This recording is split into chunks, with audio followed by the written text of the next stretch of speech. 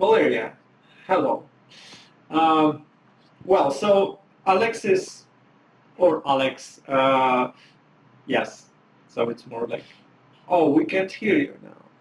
Say something. Yes. Hello, everybody. So I am Alex Valassidis. I can speak some Ukrainian. I can say Дякую, що завітали на мою зустріч.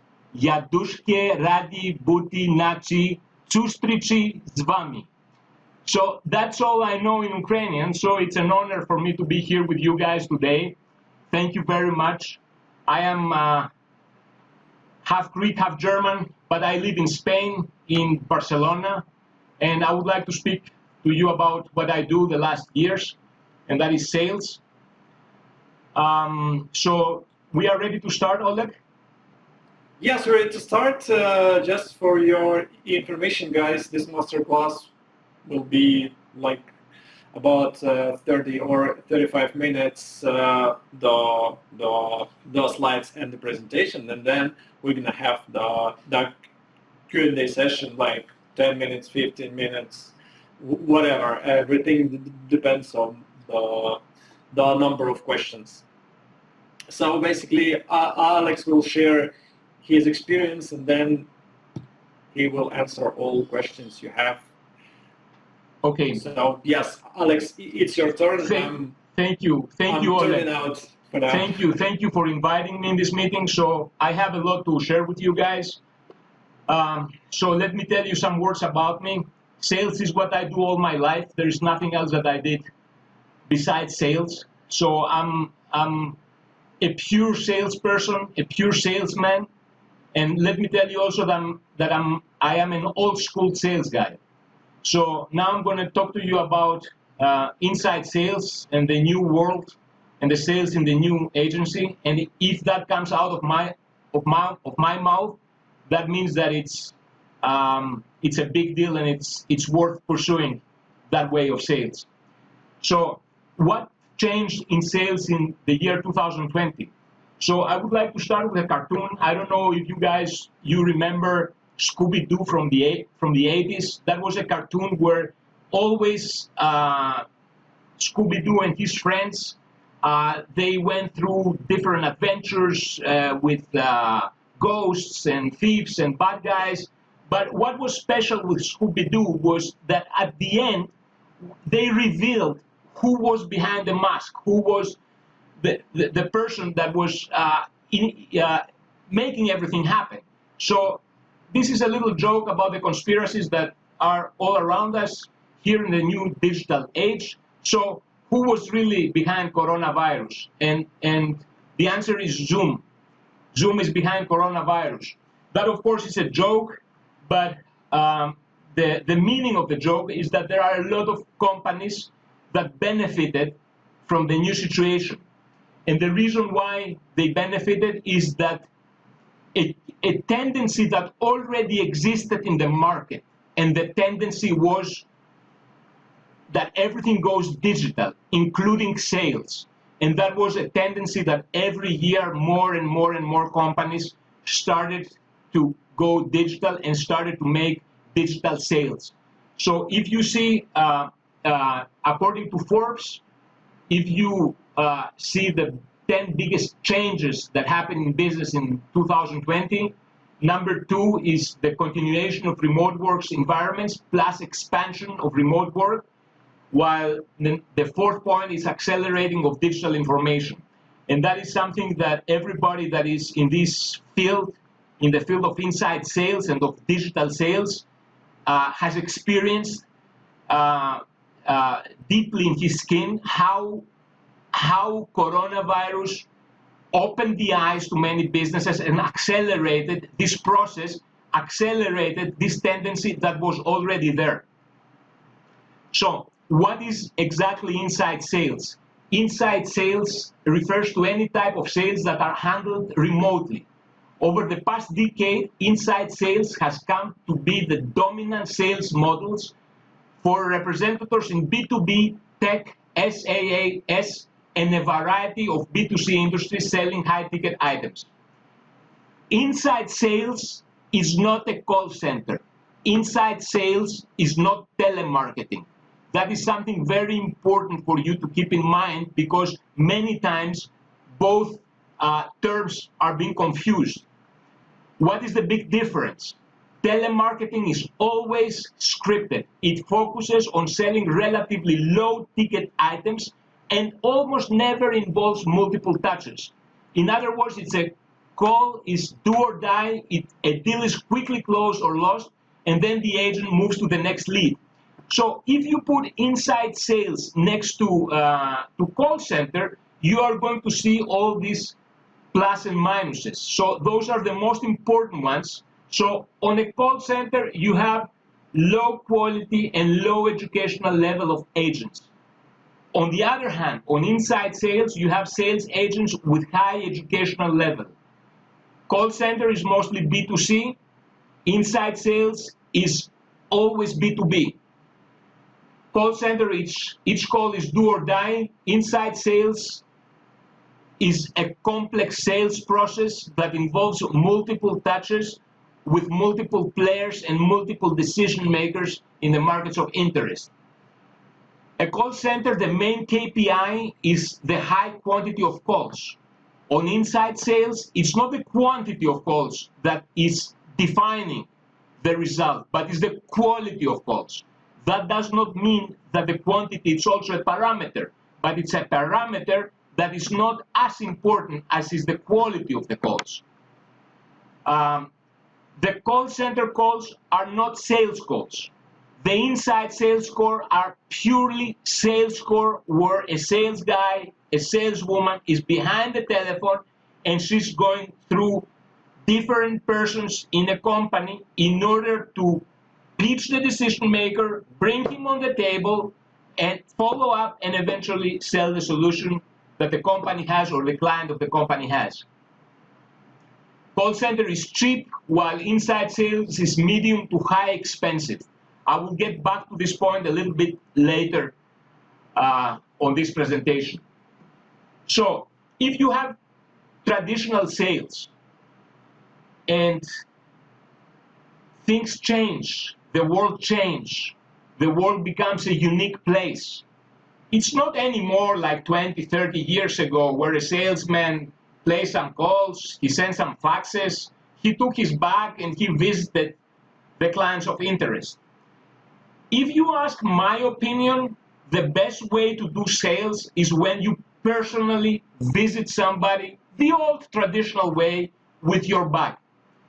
This approach, however, has a lot of practical disadvantages.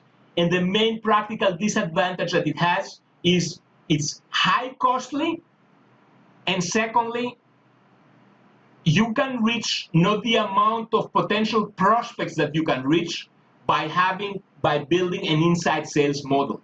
So if you compare the traditional sales with inside sales, then we are talking about cost efficiency in an incredible higher level than visiting somebody traditionally.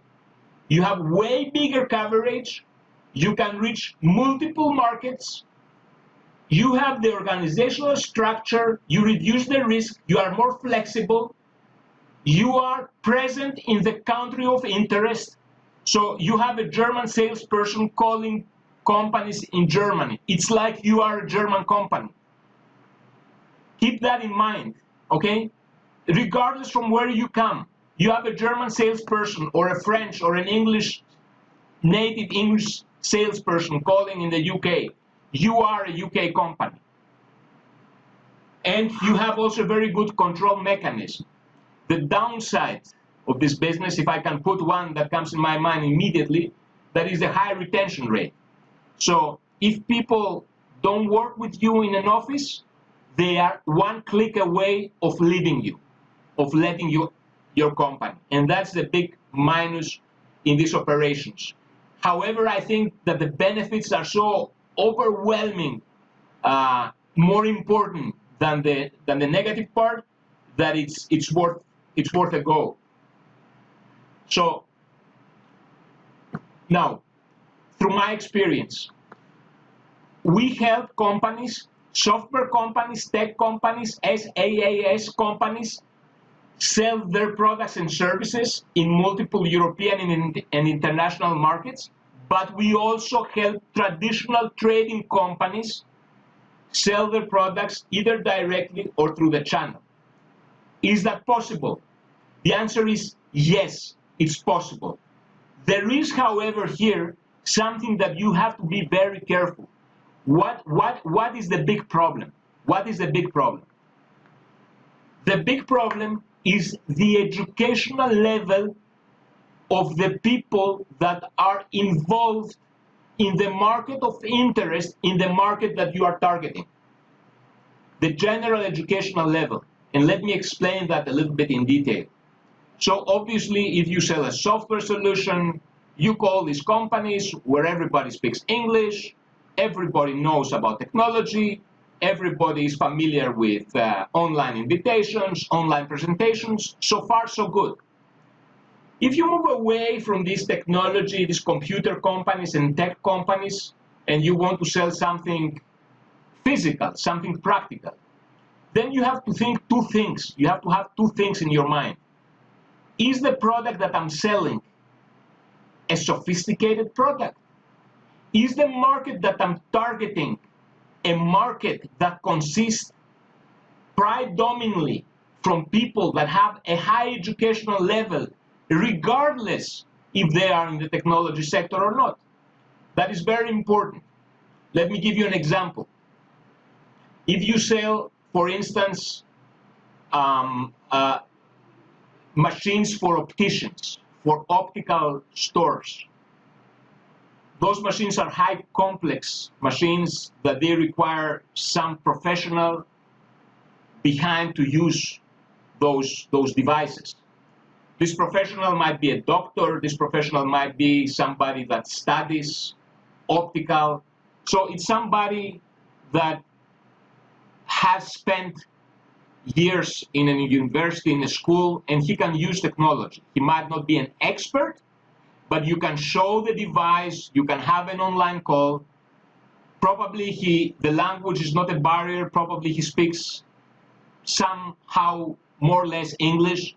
So to penetrate a market like that, or if you are in a business like that, it's relatively okay. You can make your first steps, and I advise you to make your next steps in this arena, because that is the future.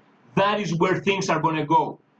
In contrary, if you are targeting a market where the general educational level is not in a very high standard, then people are not familiar with technology, people are not familiar with computers, and people probably don't speak English. We used to sell for a client of us accessories for trucks for the German market. Language was a barrier. People didn't speak other language than German. And what regards the arranging online meetings, that was also an issue. That was something that they were not used to. They were used to personal visits, to telephone calls. So that was an obstacle. So be aware of that. The next topic is which countries should we target for different products or services. Okay. I want to speak for this topic in general. I don't know from you in what business you are. So maybe you are on a business that a particular country, it might be of particular interest. I don't doubt that, and I cannot know that. So this chapter is a very generic chapter, but I want to go through some very important points here. So please listen, because that is going to save you a lot of money, and it's going to help you really do big steps forward. So you can see here the map of Europe. In general, what you see as dark green are the countries of Europe that are the wealthiest countries of Europe. Okay, so you have Germany, you have the UK, France, Spain. You have also other countries that are light green, but are very, very powerful countries. They are light green because the size of the country is not very big. So compared, for example, if you compare Switzerland with Germany, then Switzerland is light green. But I tell you, all the money is in Switzerland. But in general, you get the picture. You get the picture. So what is red or dark red or light red, it's not as a strong economy as it is dark green. So our experience in Europe is the following. What regards the UK? So UK, it's a very friendly market. You talk to people, there's an excellent, you talk to people, let me explain that. I don't want to pass it. We also do many calls in the United States. In the United States, when you call, you seldom speak to a person. You always land to a voicemail. It's very tough, and especially in bigger companies in the US, to get somebody on the phone. In the UK, in contrary, you're going to get somebody on the phone. That might be the secretary, but it's going to be a person, a human person. So you call in the UK, you talk to people, excellent business culture, language is not a barrier at all. If there is a country to do business in Europe, that is the UK. UK would be my #1 choice of doing business in Europe. There are two negative parts what regards the UK. The one is that the UK is not anymore an EU country, and that might be problematic. Maybe not, but maybe it might be what regards taxes, what regards imports and exports. And the second thing that is very important for the UK is that you should know that it's a saturated market in the sense that every Indian can pick up a telephone and make a call to the UK because they speak English, and those companies in the UK are bombarded in a daily basis from Indian call centers that they try to sell them things. So in that way, it's kind of tough to get in this market. In contrary, the Netherlands, or as an extension, the Benelux, again, it's a very friendly country. The language is not a barrier. Netherlands is like second language is English speaking, so they are almost natively speaking English. A very straightforward, not complex country to do business, to communicate, very friendly. Same wise is Ireland, which is an excellent country. It is European Union. Everybody speaks English, and you have to think also about Ireland two things. It's the concentration of all the technology companies in Europe. They are there. A lot of American companies have a basis in Ireland, and it's a high concentrated market if you are in the technology sector. The next very important market that you should target, you should go and you should sell in this market is the DACH region. And DACH stands for Deutschland, Austria, and Confederation Helvetica, so Switzerland. So are these three countries, these German-speaking countries. Why is Germany such an important country for inside sales and for our sales model? There are two reasons. Remember my words. First of all, it's a booming economy. You are talking about thousands of well-constructed, money-making companies. You have a booming economy. You have hundreds or thousands of companies that would have interest purchasing your services or your goods. But the second part is the most interesting part for Germany. Language is a barrier. So the German market is not a saturated market. It's not the UK where everybody's calling in the UK to sell something. In Germany, it's not the case because people don't speak German. So if you have a salesperson that speaks German, a German salesperson, and you call to Germany, you find open horizons to sell your products. It's a virgin, almost a virgin market to sell your products. So I definitely recommend you to target Germany as a potential market to sell your products. With Germany goes together Austria. It's a smaller country, more or less is the same concept, but I separated Switzerland. And the reason why I separated Switzerland is, one reason is that Switzerland, they speak German, but they don't speak only German, they speak also French and Italian. But another reason is that language is not a barrier in Switzerland. It's a high educational level country, a country with amazing amounts of money to be spent, very smart people, very smart professionals, very way ahead than the rest of Europe, in my opinion. A very interesting market. It's a non-EU market. Okay, that's might be an issue. Other than that, it's an amazing market. France, of course, and Italy are fantastic markets, big European markets. Language is a barrier in France. Language is a barrier in Italy, not as much as in France, but it is a barrier. So if you are on the technology sector, everybody's going to speak English. But if you move a little bit outside of this area, you need a local guy. Because if you don't have a local guy, English is not going to work. Spain, in the other hand, it might be not the economic superpower that is Italy or France or Germany. It's a strong economy, but the big benefit of Spain is, from the one side, language is not that kind of an issue, but the big benefit of Spain is that it's the door to a huge market, which is the South American market. So Spain, it's not only Spain. Spain means access to South America. So keep that in mind. Another area of Europe of high interest are the Nordics, and with Nordics I mean Denmark, Sweden, Norway, and Finland. High interesting markets, a lot of very interesting companies, nice guys, everybody speaks English, so definitely do the Nordics. The rest of the Europe, forget it. Yes, forget it.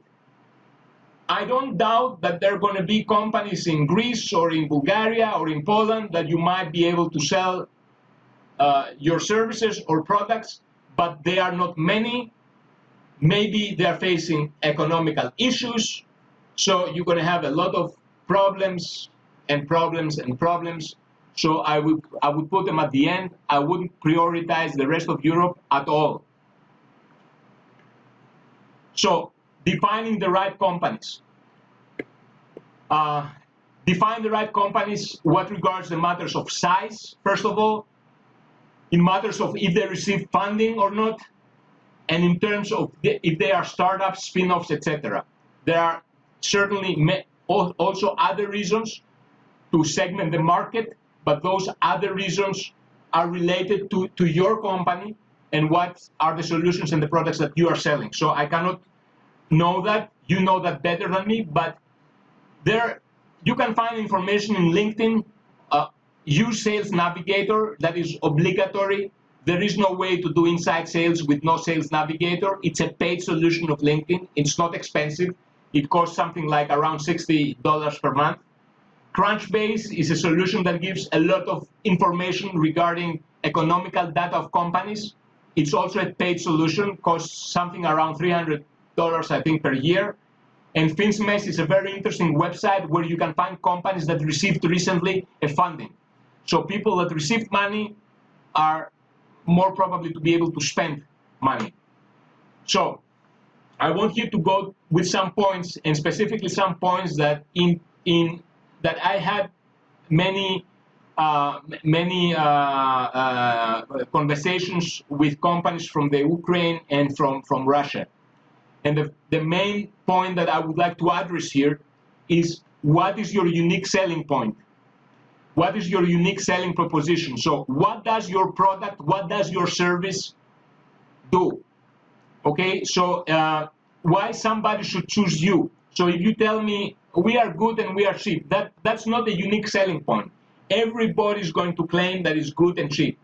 So my advice on this, especially for those companies that are on crazy, what I call a crazy crowded marketplace.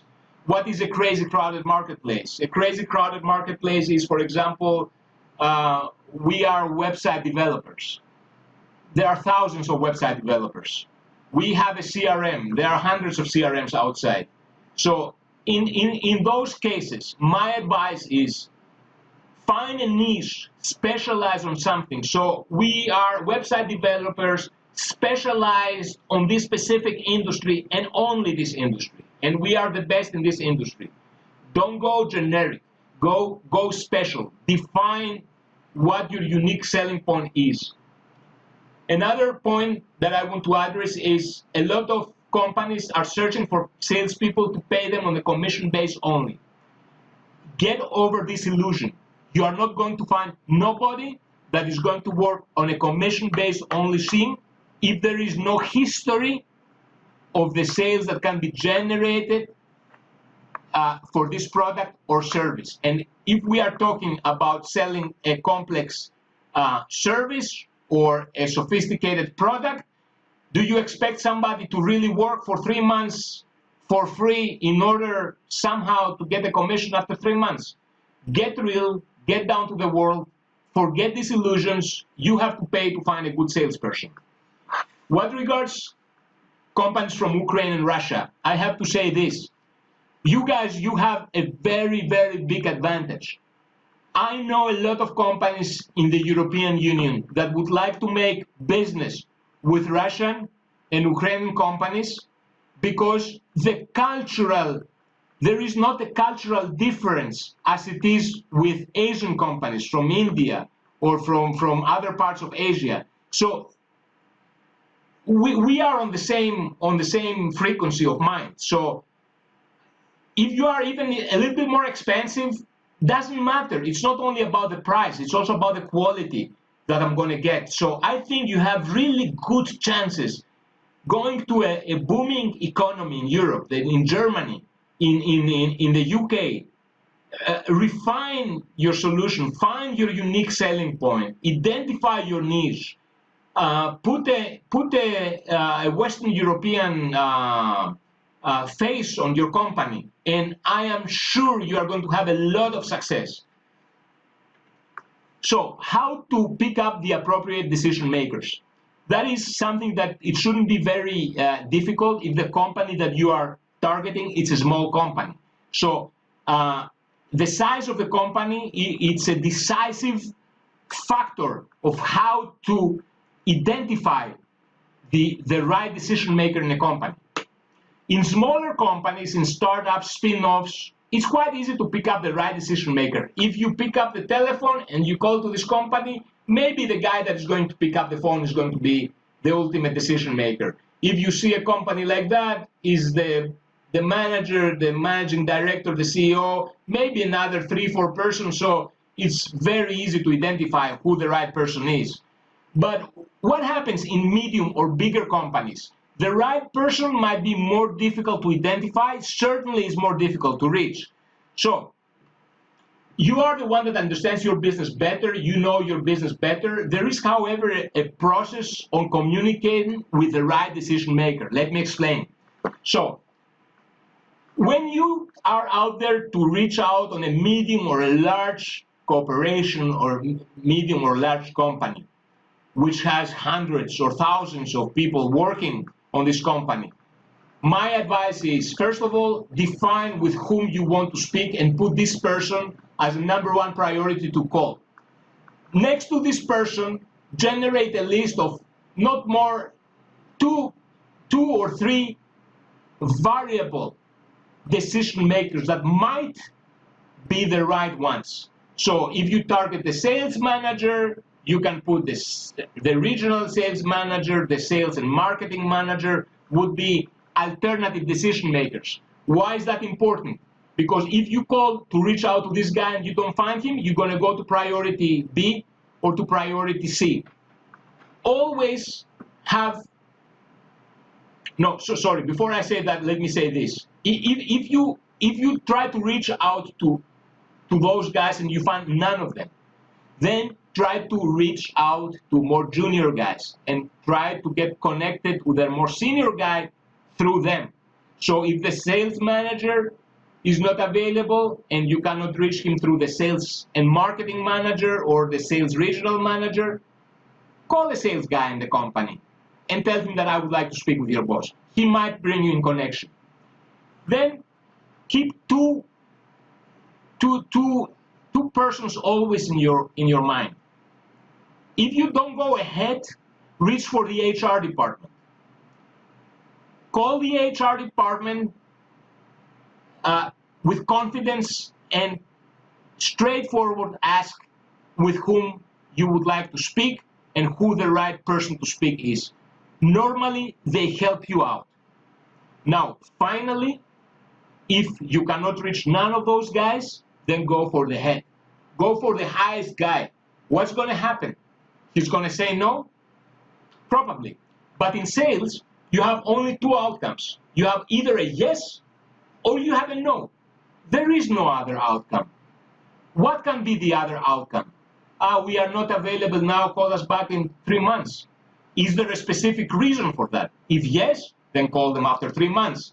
But if that is a reason to avoid you, it's better you push a yes or a no. If the sales manager doesn't like you and he says no, go for the head. What's going to happen? The sales manager is going to get offended? Probably. What you lost? Anyway, it was a burnt card, wasn't it?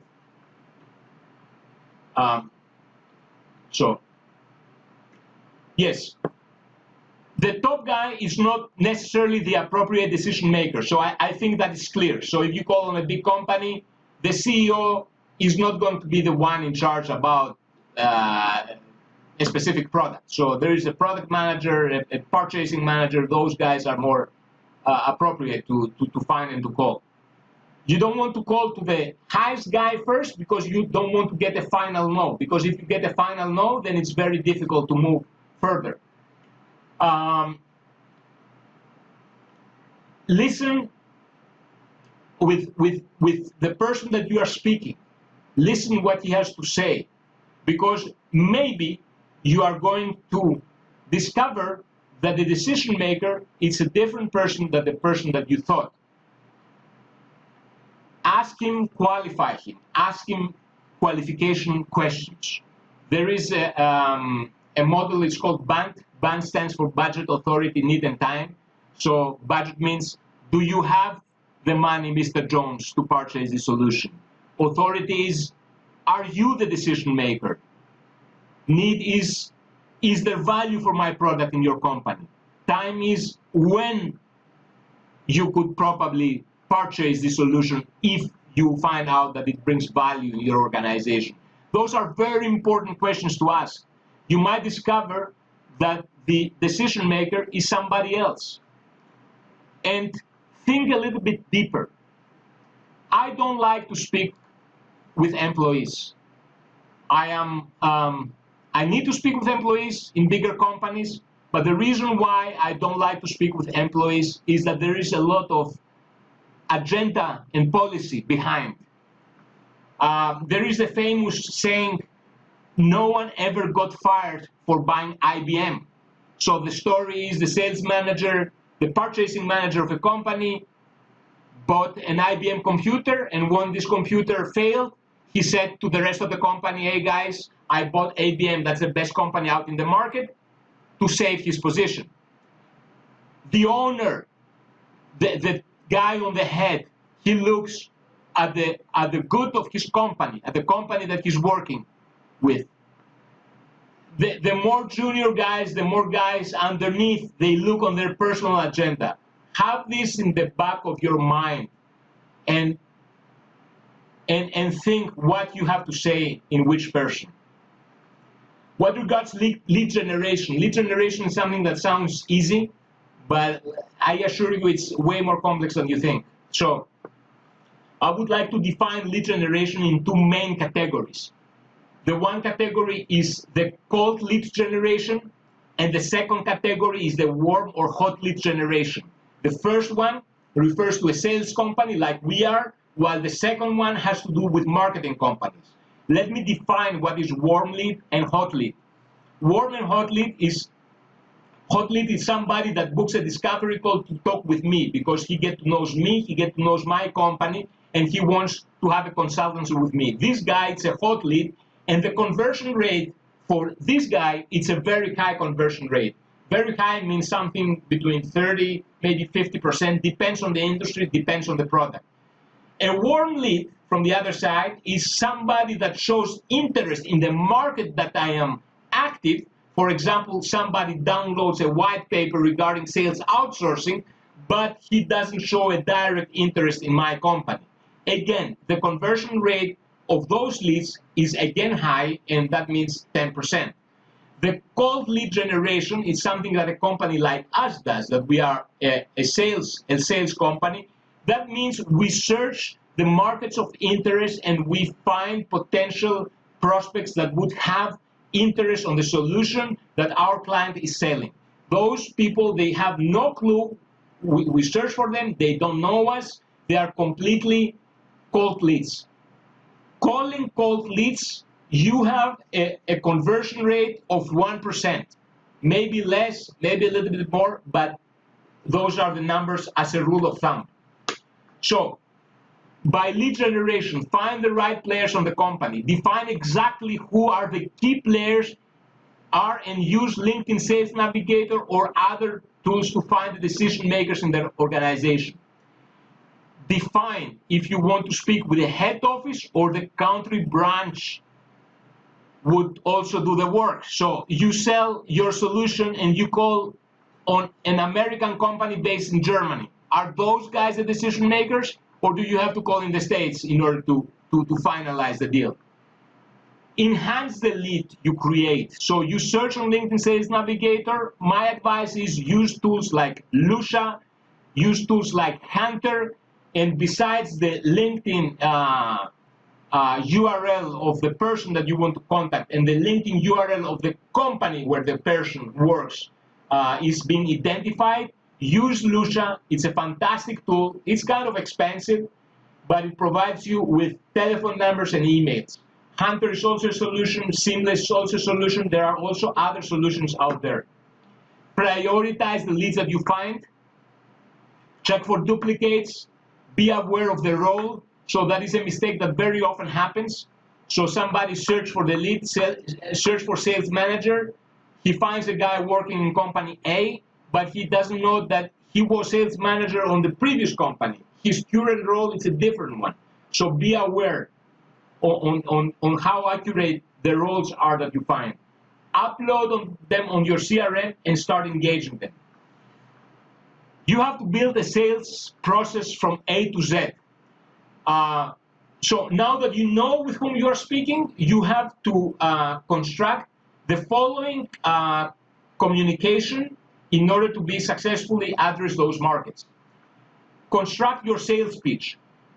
Your sales pitch is a reference. Write down your sales pitch. It does not mean you don't want to give the sales pitch and give it to a salesperson and tell him that's your sales pitch. Read that to the client, to the guy that you're going to call. No. The sales pitch is a reference. It's for him to have it next to his desk to look at it if he forgets something or he wants more information. It's better that he makes a mistake by speaking freely to the decision maker than to read a script and sound like a robot. The sales script should also include qualification questions. Why? To qualify the prospect, you're going to say. Yes, to qualify the prospect. But there is another hidden reason behind it. And the hidden reason and the more important reason is because you want to build rapport with the person that you are speaking. Nobody's going to come and sit with you on a table if he speaks to you only 1 or 2 minutes. So the qualification questions serve as an alibi in order to create a rapport with the guy that you are talking. Once you have the rapport, you're going to bring him to the table, you're going to be friends, everything is going to be easier. So here we have a sample of a sales pitch. You are going to be able to find this on the shared folder after this webinar. So keep it short, keep it to the point.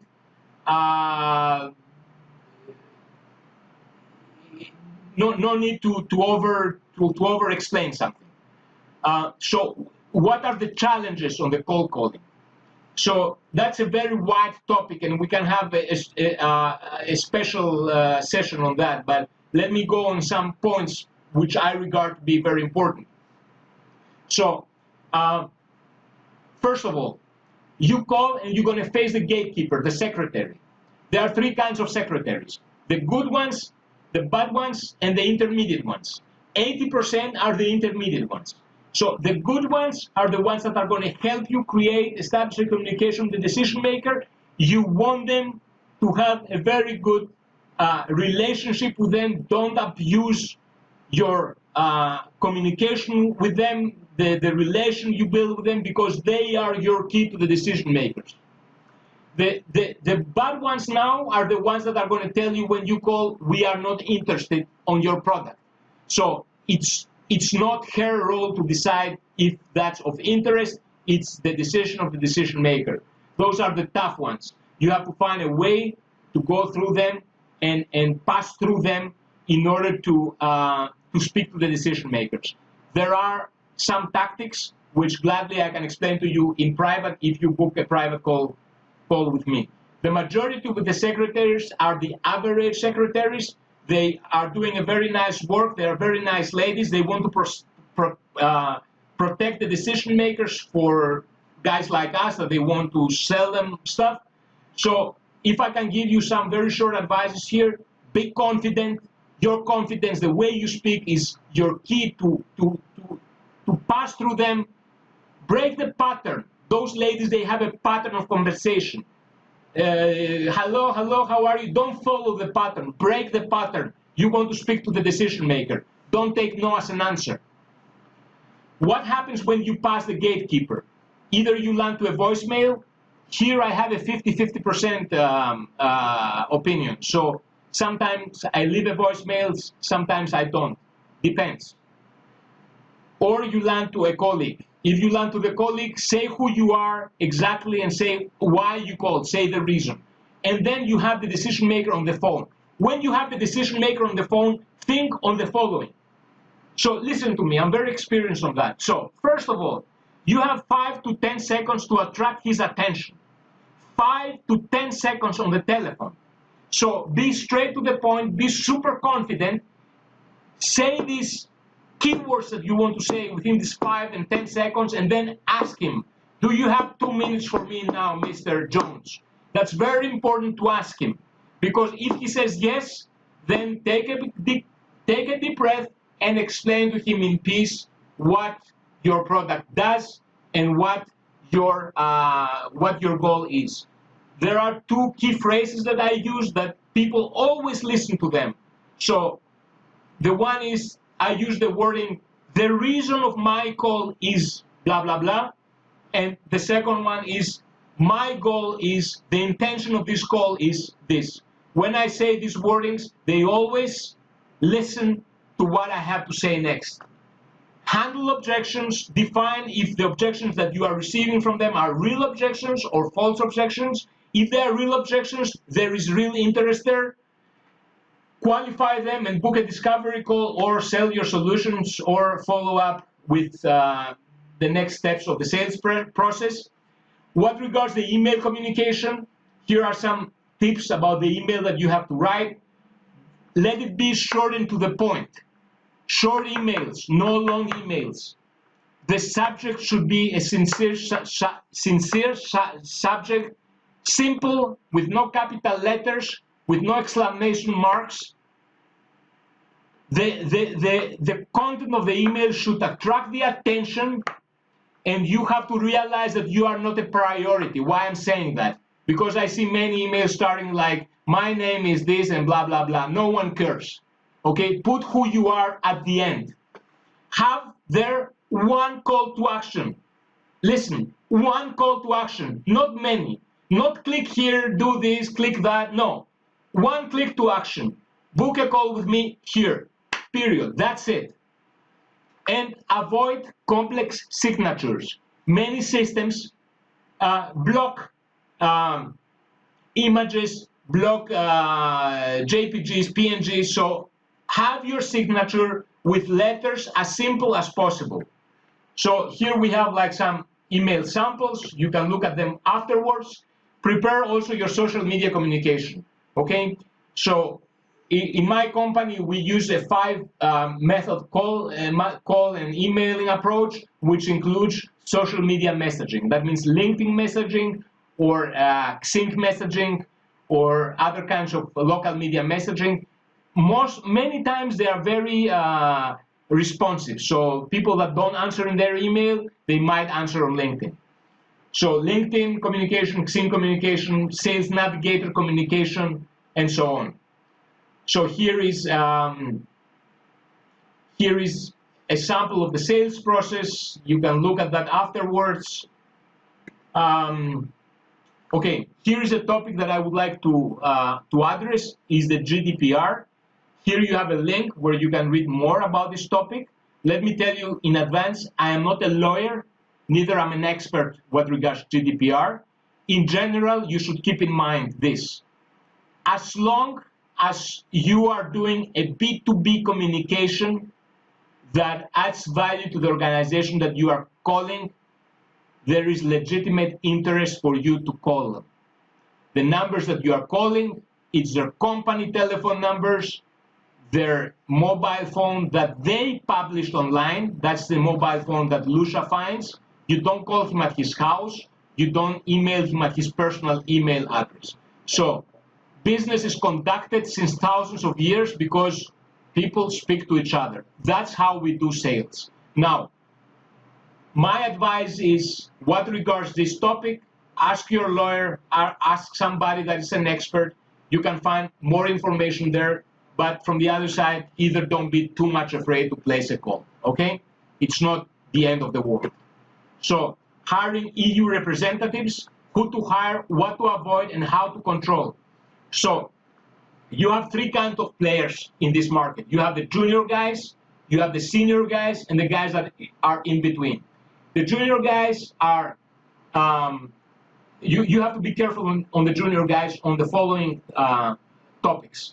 First of all, they need to have sales experience. Don't hire a sales guy, a junior one, that doesn't have a sales experience. Or hire one that doesn't have because you want to give him the opportunity. Yes, but what happens is, sales, it's a tough cookie. Sales, it's a tough business. So you hire a rookie, you have him on the phone, and after a week he resigns because he realizes it's too tough for him. So you want to hire somebody that knows what sales is about.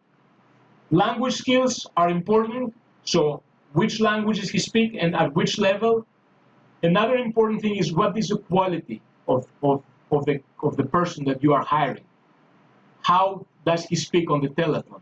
You are going to call CEOs of companies, so you need somebody that knows how to speak.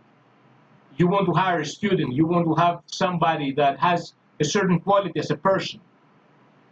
He's hungry to learn, and also if he knows the culture of the country that he's calling, he's an additional benefit, right? It's not the same in Spain and the same in Sweden. So there are different cultures, people react differently. As a second choice, I go from the junior to the senior guy. So the senior guy that normally is 45 plus, he's a very experienced in consultational sales.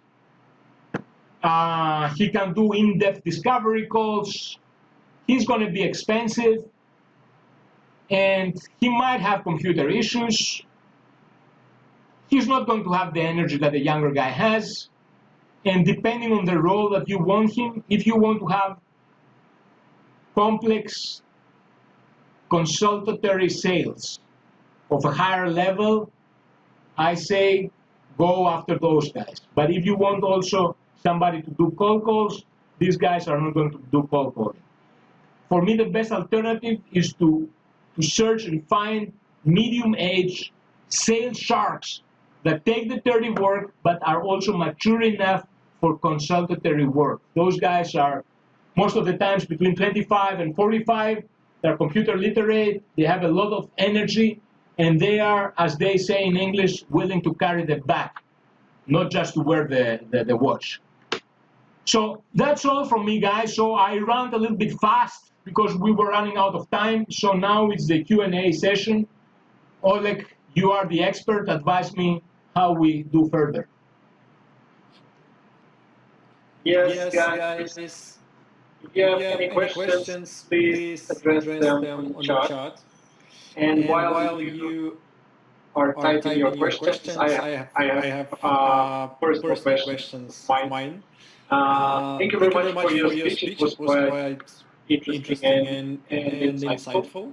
And first question for me is, do you have any experience working with Xing?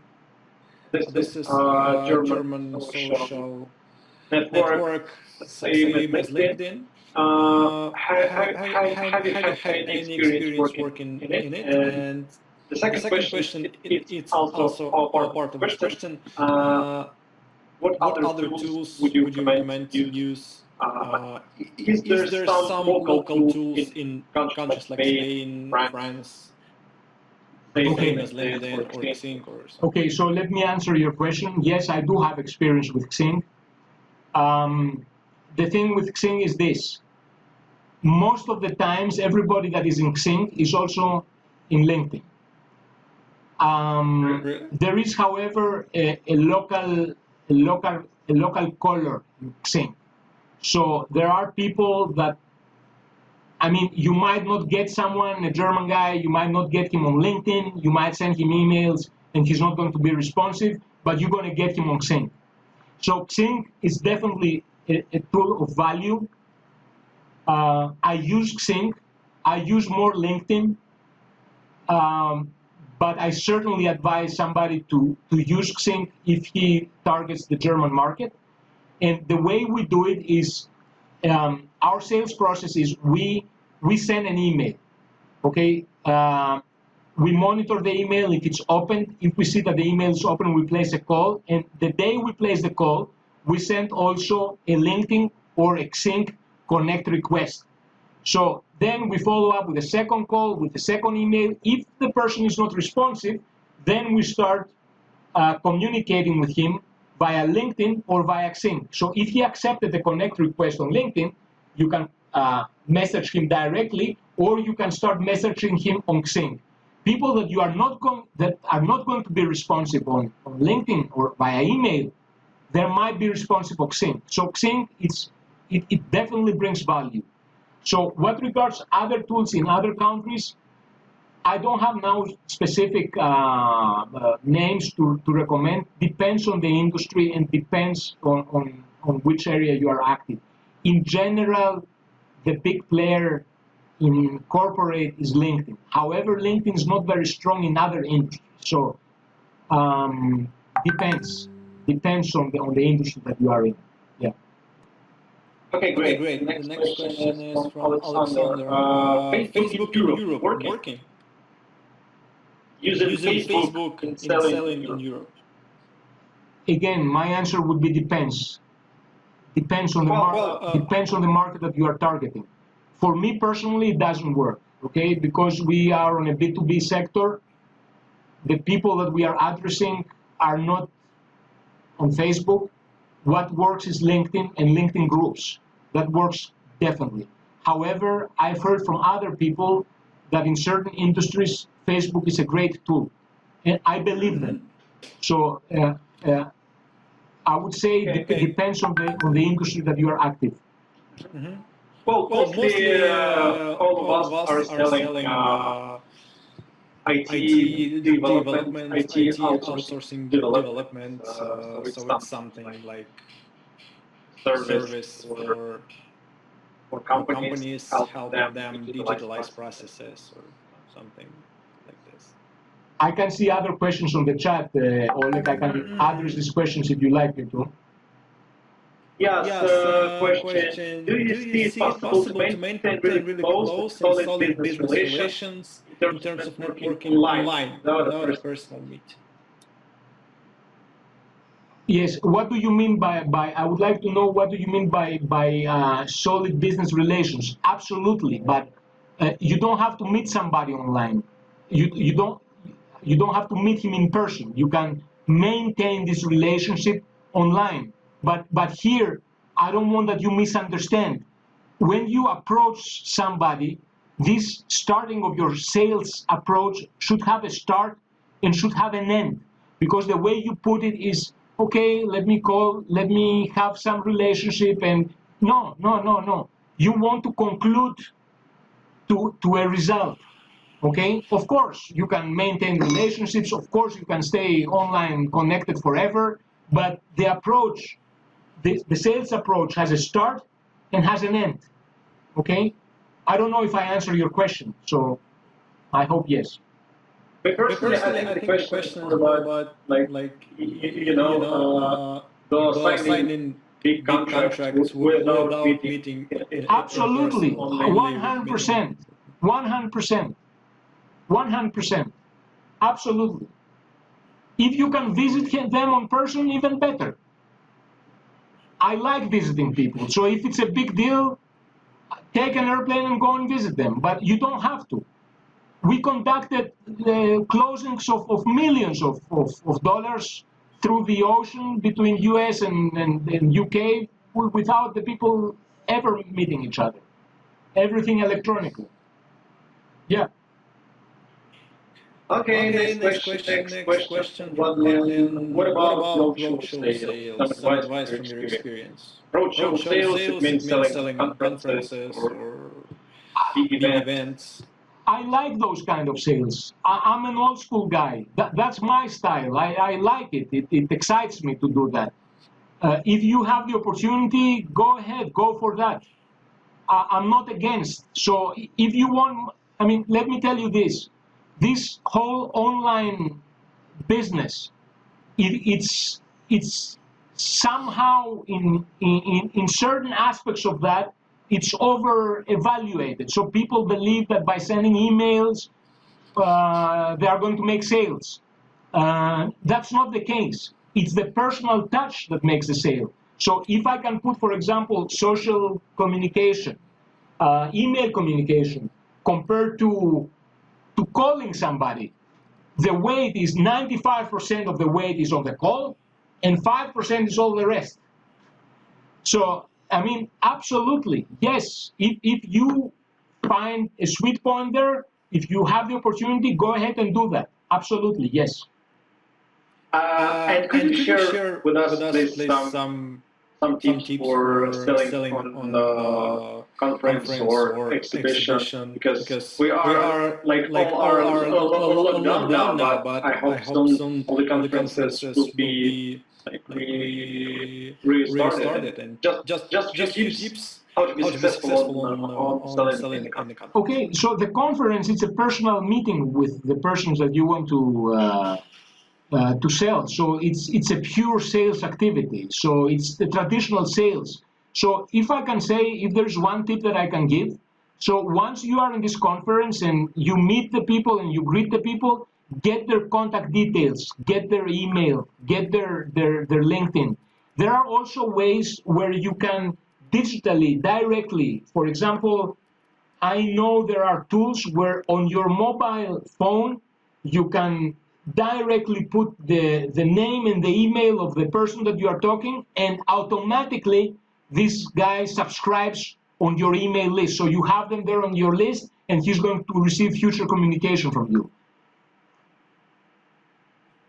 Okay. What makes a salesperson? Let me read this because it's going to be big. Makes a person should focus on one career. Okay. Let me rephrase it.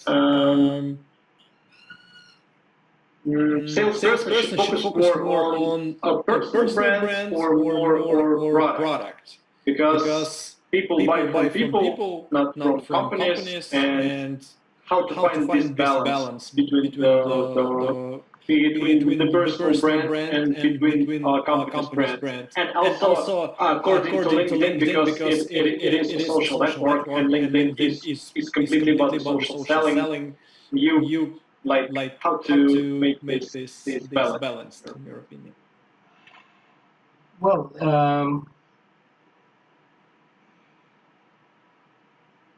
the sales, I mean, that is, it's a very good question. It's a very complex question.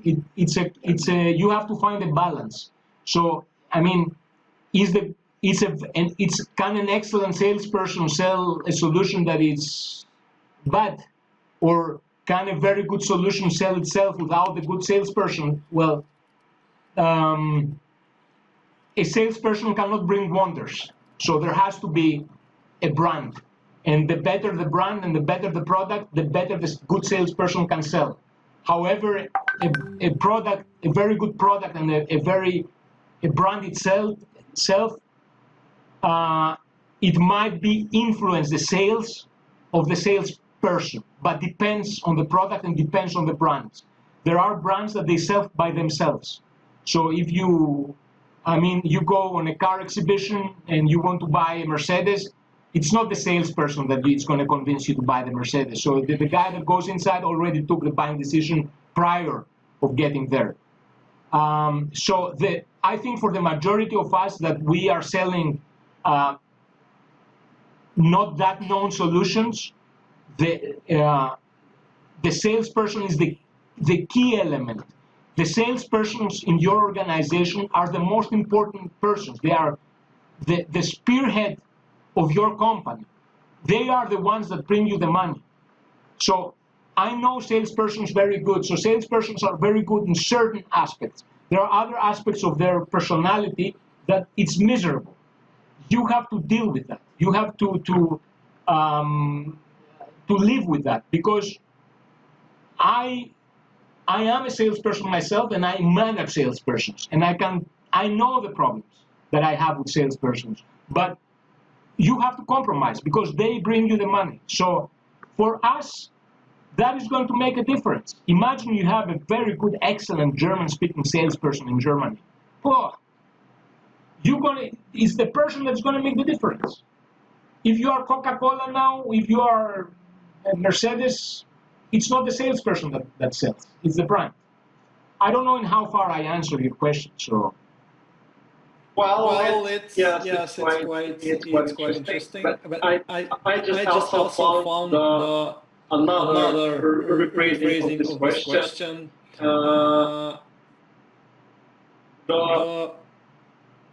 How to find balance between what is most important in a salesperson, his personal brand or his knowledge of industry, technical knowledge, the knowledge of the product, or salesperson. Thank you, Oleg. That is a very good question. Thank you. The most important thing is his personality, is not the knowledge of the product. The knowledge of the product is secondary. And be careful when you hire a salesperson. I mean, I don't say it's irrelevant. Don't take me wrong on that. So he has to have, of course, an understanding about what you are selling. But it's his sales personality that breaks the ice and makes the difference. His sales skills, the way he speaks, his passion, his engagement, that is what makes the difference. That is way more important about if he knows X, Y, Z details very good. And especially what regards software sales or technical sales. So what happens most of the time is that this salesperson is organizing a discovery call where a specialist is going to explain analytically what exactly the product does. Okay, this guy most of the times is somebody that is maybe introvert, maybe an expert on this, but he doesn't have the sales skills. The sales skills, the passion, so if you find somebody that it's a great salesman, but he sold previously something very simple, hire him. Doesn't matter. He's going to learn the wording. He's going to learn the product. That's less important, way less important. Absolutely. Okay. The question, what if we would like to sell our IT outsourcing services in Europe? How could you help us with that? With your activities, with your services? Would you tell us more about your company and how you can accelerate? Yes, that is I think it's better to have the person that has this question to have a personal meeting to go through all the details. So if I can... Yes, but just in general. In general, okay, what we do, okay, Vparagon standpoint is this. Vparagon wants to have many clients, and we want to offer the best possible sales that you can buy for money on a decent price. Why is that? Because the tendency in the market is either you find call centers, which my answer to you is don't hire a call center. If you want to hire somebody, search on Upwork and find a salesperson there and hire him, but don't hire a call center. Or you find sales outsourcing companies that are very expensive. So our prices are not expensive. The reason why they're not expensive is not because we are nice guys. The reason why is because we want to have many customers where they pay us something that is okay for them to pay. They're happy to pay that. And we want to have many customers because what we don't want to have is to be dependent from 2-3 big clients. So the way we would proceed is we would first understand your product. We would advise you on that. We will tell you our honest opinion about your product, the unique selling proposition that you have. And then if we see that there is meaning on that, we are going to engage a team of salespeople. We are going to prepare our communication, and then after the leads that we are going to generate, we are going to start engaging those leads. Mostly we do that in 2-3 different countries so that we have a representative sample. And through the meetings that we are going to have on a weekly basis, we are going to optimize this process. And eventually, after a period of 2-3 months, we are going to have measurable results, and we are going to be able to evaluate the market and see what we can do better, what we should leave, where we should put more effort. Okay, guys, we are coming to the end of our masterclass. Yes, Daria, I see a question. Who will answer this question? We're going to the end of the webinar, the masterclass, and if you and here's the bonus from the Alex. Yes, okay. And here's the bonus from the Alex. If you would like to sell your services in Europe, here's a special link where you can book a free meeting with Alex and tell him about the product and the services. And you would like to sell in Europe, which countries, which products, etc. And then you can discuss with him and probably get some advice and see if Vparagon can help you out with selling this product or services. Here's the link. It will be duplicated also in your email. And one more question. I see a question from Daria. Yes. What is the sales knowledge resources you use? Okay, so I read a lot of books, and I follow a lot of guys online. The main resource that I use for my sales is my sales experience that I gathered the last 30 years that I do sales. I follow up many people. I find many people very interesting on what they have to say. If I can share with you some names, not necessarily of sales, but some guys that I found very interesting. I'm following the Wolf of Wall Street.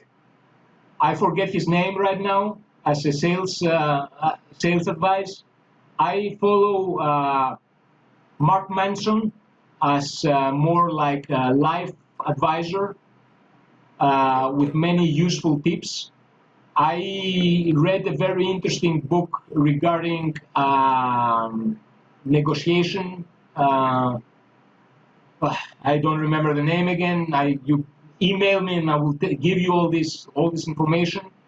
What I will try to avoid is there is a lot of trash online, and I see a lot of companies showing mostly American companies, super successful people getting out of a Ferrari and promising dreams.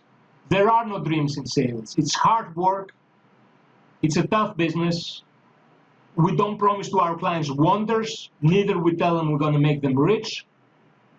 We're going to accelerate your sales and bring results. And be realistic. Don't follow up guys that promise dreams, because dreams don't exist.